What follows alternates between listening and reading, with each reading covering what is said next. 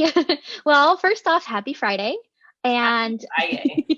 and thank you so much, Abby, for being with me today and having this conversation. And I'm so excited to welcome you to my little Instagram and blog and YouTube. Totally. I'm so excited to be here. Yeah, Yeah. and thanks for hosting this in January. I think it's something that everyone needs a little bit more goodness of. Thank you. I kind of created a challenge that I knew that I would want to join, something that would help me like look forward to something new every day and yet focus on that internal growth. So, everyone, I'm so excited to introduce you to Abby Chan. She is the co-founder of Evolve Flagstaff, where you guys have a really amazing offering there. I'd love for you to tell us a little bit about your physical therapy offerings and then your own nutrition business, if you wouldn't mind.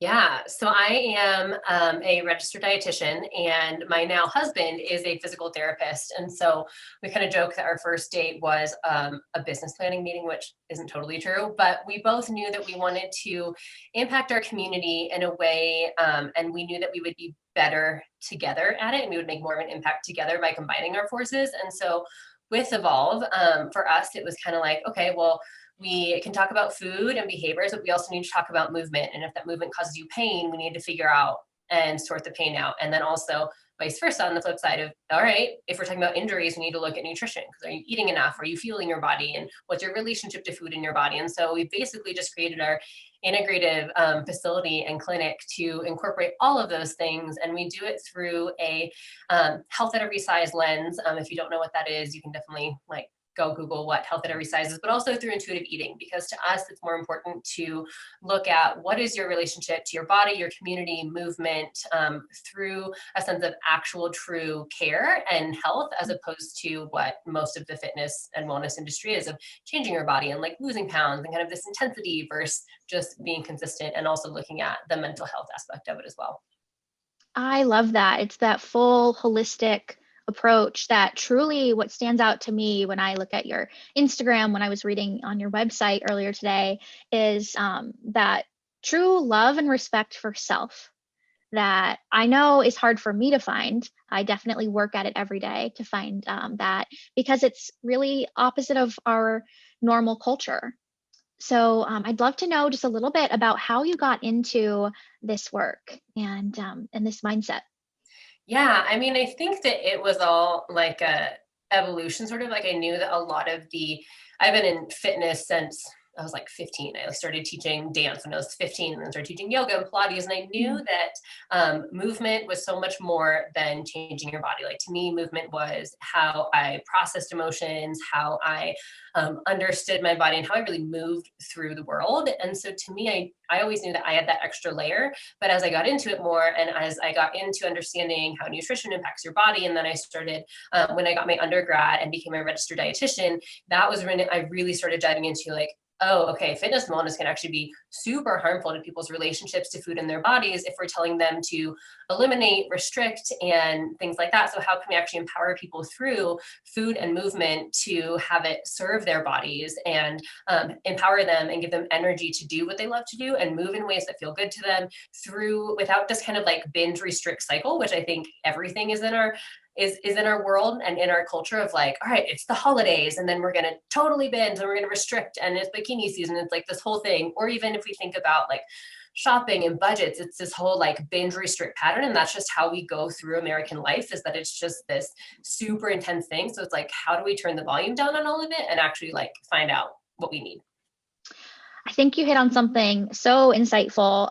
Like all of that landed for me, but when you correlated it to it's not just how we treat our bodies, our nutrition, and our movement patterns, it's how we treat everything. Spending, binging, and restricting. I immediately, when I think of binge, I think of Netflix. So watching, an entire season and then maybe not watching any TV for a couple of weeks. Yeah, it's that it I don't want to say it's just an American way of life. It's probably more global at this point, but yeah, it's a really deep rooted mentality that we have as humans. And Yeah. so like the first step is recognizing it, right? Having that awareness. And then what's like one tip that you would give to someone who's maybe a few years behind you on this process, like health at every size? Maybe they've heard of it, but haven't fully embraced it or know what that looks like yet. Um, or maybe, still like myself, I'll get caught up in that I need to, you know, eat better today or, move more because of what I did yesterday. So what's like one thing that you might give a client or someone who's newer to this journey, one piece of advice? Yeah, I mean, I think so much of what this is like, to make it super quick, is to be open and be gentle. Because so Mhm. much of what we have been taught in, whether it's our Western culture or just our culture in general, the world that we live in, is so much of this, we live in fear. So when it comes to bodies, it's like fear of rejection, fear of not being accepted. And that's a real thing. So it's understanding Mhm. and kind of boiling down like or it's fear of health concerns or genetic things that having a family history of cardiac disease or things like that. So it's that ingrained fear that I think is where a lot of this guilt comes from, because people are like, well, I need to do better. I need to do these things. And to me, it's more of like, can we first just be really gentle with ourselves through this process? Because like you said, we will always, it's like 2 steps forward, maybe 2 steps back, maybe two forward, maybe half a step back. And so it is this process to really unlearn and to basically on a daily basis allow ourselves to reject the narrative and actually think of, is this serving me? And so I think that's number one, is being really open Mhm. to new ideas, new thoughts, and really taking a step back. And I always ask myself of like, who's benefiting from this? Am I benefiting from this? Am I benefiting by Mhm. being gentle with my body today and maybe not moving because it may not feel good or my body may not be ready for it? Or is it maybe going really hard? Or is it eating a certain thing? So there's a whole variety in there of what does that look like for you and who is it benefiting? And oftentimes it's really not benefiting you. It's benefiting basically the higher dollar or whoever's making money off of this. That, oof, there's so much I would love to unpack there. And we don't have the time to do that today, but I have a feeling that you have a lot of resources. Like, I can tell how passionate you are about this. And so what's the best way for people to connect with you to learn more? Because that was a revolutionary concept thought that I'm going to keep marinating on, of who is this benefiting? And when people want to continue the conversation, what's the best place for people to do that with you? Totally. So I am really active on social media. You Mhm. can find me at underscore Abby Chan underscore. That's my personal account, my personal and also professional. And it's kind of just like, it's just me. It's like what's going through my head on that day. And then you can also follow at Evolve FLG. And that's a place where we're talking about movement and pain and physical therapy things, kind of like the whole idea of it all. And we do a lot of like interesting content on there. But if you want to just reach out to me personally, either of those are really great ways. Awesome. Yeah, you always have really great thought-provoking posts. One of your recent posts where you shared your movement flow and what it meant to you helped me to connect some of the dots. And I'm going to go into it now thinking, who is this benefiting? Is this benefiting whoever created Sephora? Is it truly benefiting me to invest time and energy? I love that. Thank you for that, Gold. Yeah. And I just wanted to add one little thing to that, if for a Yeah. second, is that sometimes that like lip gloss or lipstick or eyeshadow color totally does benefit you because it makes you feel like a boss. And that's awesome. Yeah. It's just unwinding and just taking that moment to reflect and that mindful moment. Yeah, thank you. That's such a great thing, because it's not that, the lip gloss is bad. Right. It's more like, where is that coming from with me? Is that what you're saying? Yeah. Is it Okay. coming from like keeping up with the Joneses or I saw so and so had it, so I need it? Or is it like, ooh, this makes me feel really good? Oof, I love that. Mm.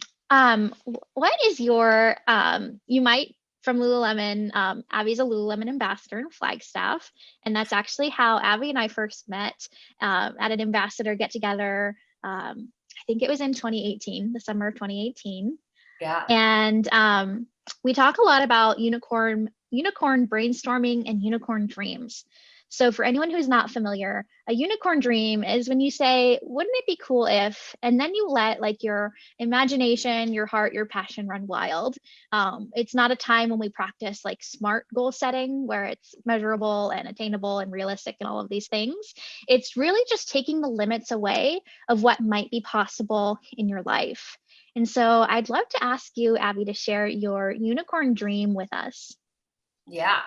So my unicorn dream, if I could wake up tomorrow and like wipe the world clean of, not even clean, but just wipe this away, would be for people to be able to wake up and not feel self-conscious about food and movement and their bodies. And if everyone could just like wake up tomorrow bright-eyed and just have this space and this embodiment, because then like imagine what you could do. Imagine what this world could be like if you weren't thinking about, oh, I have to spend this hour doing this because of X, Y, and Z. Of like, maybe it is that hour, but maybe it's also just like, oh my gosh, I'm going to go create this beautiful painting that gives to the world, or I'm going to go and go volunteer for an hour, as opposed to figuring out like my macros and all of that stuff. So it's like, what could we do if we lifted the veil of diet culture and all of this stuff that we waste so much mental energy on? Like, what could we do? That's what I would want. Yeah, like what would be possible if we freed up all of that time and space? And like fed ourselves. Wow. Like when we feed ourselves, we feel good. What a concept. You know, that's a world changer right there. And I know there's a famous quote about being the change that you wish to see. And so I want to thank you, Abby, for living that and for sharing that really courageously on your Instagram. You know, whenever you pop into my feed, I take a deep breath. I don't know if I've ever told you that, but it's like, okay, cool. Here's like the real stuff. And you're truly being that change that you want to see in the world, and giving me just a lot of inspiration. One thing that I found is how important it is to surround myself with people who have the same vision, who are, you know, going the same place, because we all need some support, and the power of that collective dream is so strong. So thank you so much for sharing that with us. And before we close, I just want to ask if there's anything else that you'd like to say or share. You've dropped so much. My mind is blown right now. Yeah, I'm like, whoa. Yeah. I mean, I think it's kind of just like, what is that one piece of advice? And it's like, if you could ask yourself every morning of how can I best serve myself today? And that maybe be the number one goal. And then allowing yourself to just only embody that and feel that. And again, through this idea of I'm doing this through open eyes, open mind, and also through a gentle lens, because we always talk about whether it's fitness, wellness, nutrition, whatever, it's always like the consistency of how can we consistently be gentle with ourselves, and how can that allow us to open, as opposed to this like intensity of like, I'm going to go do all the self-care, I'm going to get a facial, I'm going to take a bath, I'm going to do all these things, where it's like, let's just like do some self-keeping, where every single day we're going to do something that feeds us, as opposed to working till our wits end. So be gentle. I love that. Wake up every day and ask yourself, what will best serve me today? I love that. That's something that I'm personally going to put down right by my bed, so I see it before I even pick up my phone, or even put a reminder in my phone so that I see it right away, because I think you're absolutely right. I know that I tend to come from a place of doing, and not necessarily being. So thank you so much for sharing that with us, and for just being who you are. Oh, thank you so much, Mallory, and thank you for having me. Thanks you. Yeah. Thank you for being in this space with us. And it's really an honor to get to introduce you to more people, because the work that you're doing really matters, and it's really needed. So appreciate you taking the time to chat with us today. Yeah, you're welcome. Anytime.